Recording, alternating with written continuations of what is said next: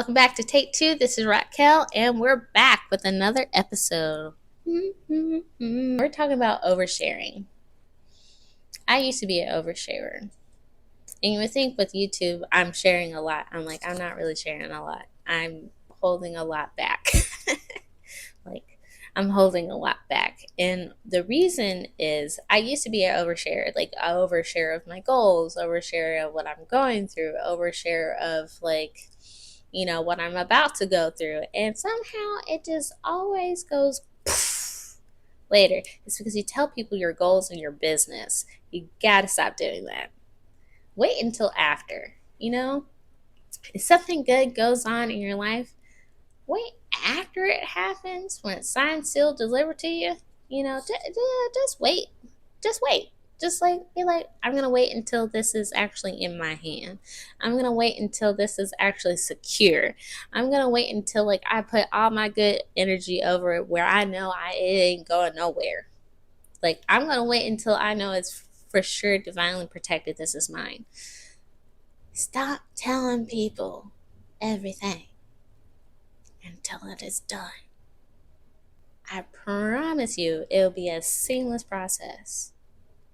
Very seamless process. You're not going to have any issues. You're not going to have any problems. You just wait until it's done and then share. And even if that, I probably wouldn't say my complete personal life with you guys, because I would like to keep that separate, because that's my life. That's my personal life. I will share events with you after it happened, and I feel like there's a message there that I would love somebody else that would have shared it with me, but that's just my personal life. I would love to keep that private, and I think everybody has the right to have that aspect of themselves privately. I don't care if you're famous or not. You just keep things private. Even if you're in a relationship and you're having problems, stop telling people about it. Every Tom, Dick, and Harry, if you're trying to get advice and you're trying to talk to your girlfriends or whatever, that's different.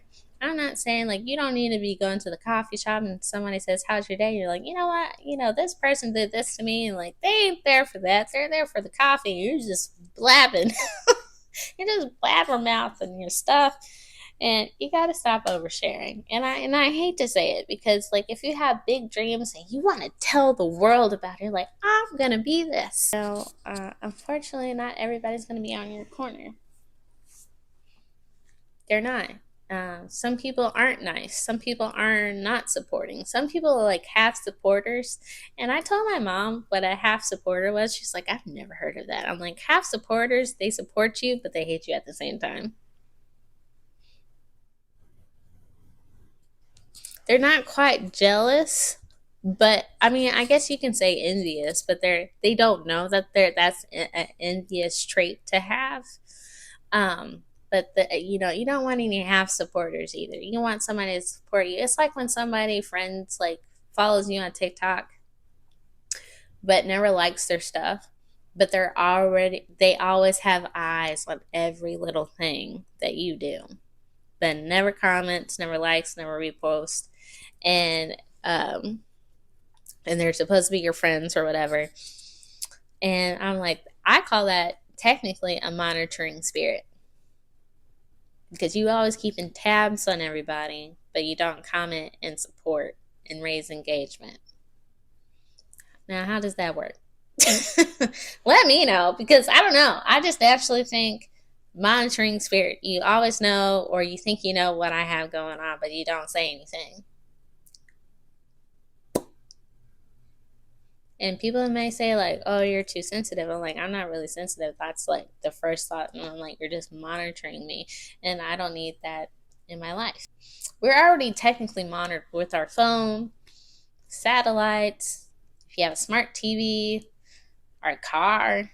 We're monitored all the time. Why do we need somebody else? Anyways, let go of the oversharing. Just let it go. Just write it down somewhere.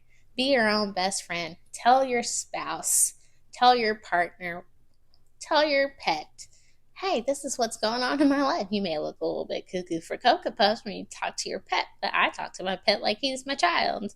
Yes, he is a cat, and he thinks he knows everything, and he reminds him of me. He is my fur baby. But, and unfortunately, this is like the world that we live in. It's just like you can't technically overshare. You can't say, like, oh, I'm going to get this. And then next you know, wow. I think I told somebody one time I was going to get this certain job. And then all of a sudden it just fell through. And they were like, you were so close. And I'm like, I should. And that's how I learned not to not to share everything with everybody until it's finalized, because people can like unintentionally try to like block your blessings.